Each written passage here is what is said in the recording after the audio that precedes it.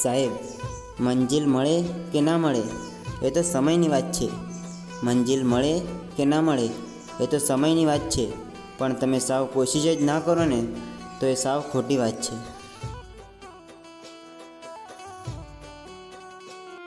સાહેબ, માણસ એક દુકાન છે અને જીભ એનું તાળું છે. જ્યારે ખુલે ને ત્યારે ખબર પડે છે કે દુકાન સોનાની છે કે ભંગારની. હા સાહેબ, સંબંધ હોય કે સમસ્યા, બસ મન મોટું રાખજો, બાકી દુનિયા બહુ નાની છે.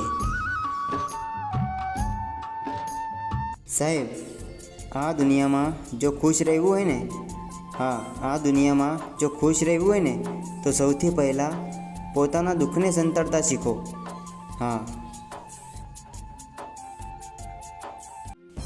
વિશ્વાસની વાતો તો આખી દુનિયા કરે છે સાહેબ.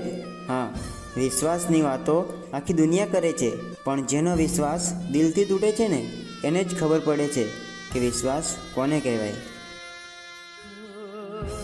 સાહેબ, આ જીવનમાં કોના પર કેટલો ભરોસો કરવો ને, આ જીવનની અંદર કોના પર કેટલો ભરોસો કરવો ને એની સમજ વિશ્વાસઘાત થાય ને પછી જ આવે છે. હવે તો અમુક સંબંધ પણ નોકરી જેવા થઈ ગયા છે સાહેબ. હવે તો અમુક સંબંધ પણ નોકરી જેવા થઈ ગયા છે, કેમ કે સારી ઓફર મળે ને તરત જ છોડીને ચાલ્યા જાય છે.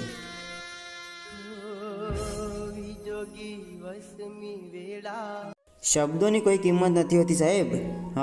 શબ્દોની કોઈ કિંમત નથી હોતી, પણ વાપર્યા બાદ તેની કિંમત જરૂર ચૂકવવી પડે છે. દરિયો પણ એટલો બધો મોટો હોવા છતાં એની હદમાં રહે છે સાહેબ. આ દરિયો પણ એટલો બધો મોટો હોવા છતાં એની હદમાં રહે છે, પણ ખબર નહીં આ માણસને શેનું અભિમાન છે.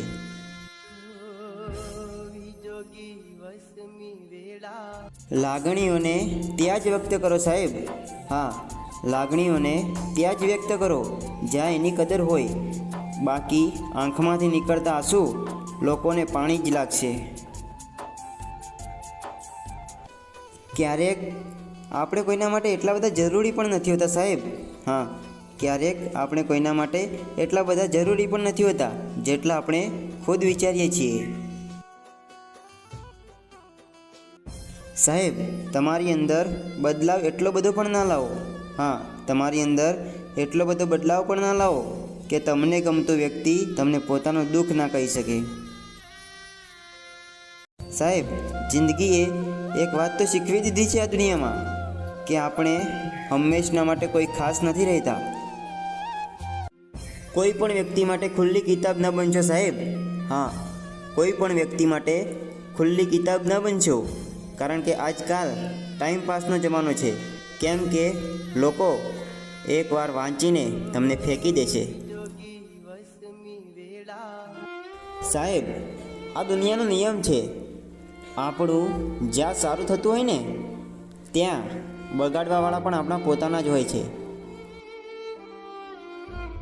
માન્યું કે કોઈથી વધારે નારાજ ના રહેવું જોઈએ. મેં માન્યું કે કોઈથી વધારે નારાજ ના રહેવું જોઈએ, પણ જ્યારે સામેવાળાને આપણી જરૂર ના હોય તો જબરજસ્તી સંબંધ રાખવાનો શું ફાયદો?